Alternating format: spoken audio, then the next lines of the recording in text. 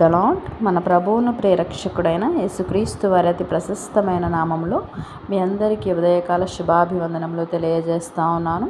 ఈ దినము కొరకు ఏర్పాటు చేయబడిన పాత నిబంధన పాఠ్య భాగము దావీదు రాసిన 32వ సంకీర్తన 8వ చరణము.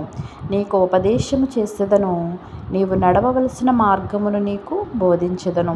ఈ వాక్యమును మనము గమనించినట్లయితే పాపక్షమాపణ పొందిన మానవుడు దైవ నడిపింపుపై ఆధారపడవలనని కీర్తనాకారుడు తెలియజేస్తూ ఈ మాటను పలికినట్లుగా మనము చూస్తూ ఉన్నాము.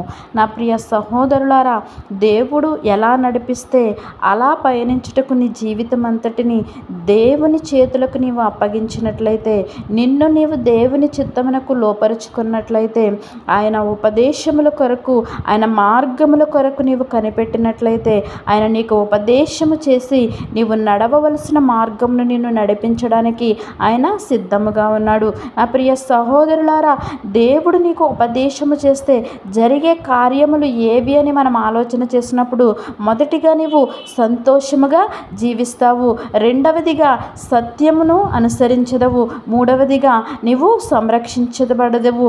ఆయన ఉపదేశము నీవు వినినప్పుడు నీవు సంతోషముగా జీవిస్తావు. ఆయన ఉపదేశము సత్యమైనది కాబట్టి నీవు సత్యాన్ని అనుసరించి నడిచెదవు, నీవు సంరక్షించబడదవు అని దేవుని యొక్క వాక్యము సెలవిస్తూ ఉన్నది.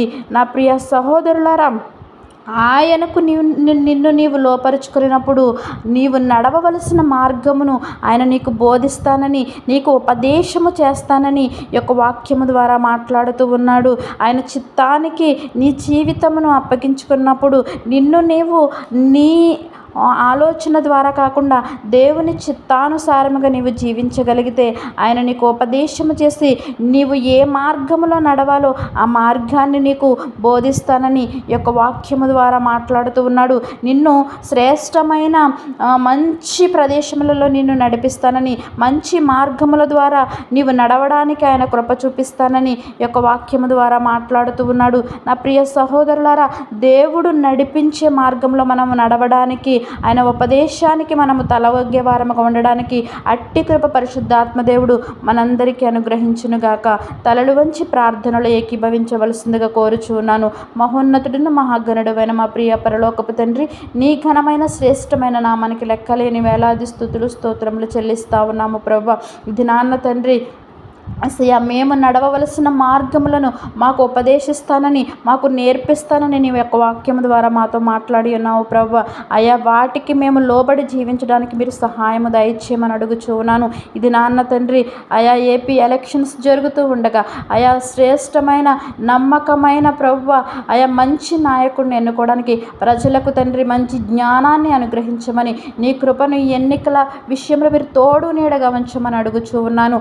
అయా ప్రయాణాల్లో ప్రతి ఒక్కరికి నీ క్షేమాన్ని అనుగ్రహించమని, ఎటువంటి ఇబ్బందులు డిస్టర్బెన్సెస్ కలగకుండా ప్రభువా సమాధానంగా ఎన్నికలు జరగడానికి కృప చూపమని, చిన్ని ప్రార్థన పాద సన్నిధికి చేర్చుకోమని యేసయ్య అతి పరిశుద్ధ నామములో అడిగి వేడుకొనుచున్నాము తండ్రి. ఆమేన్.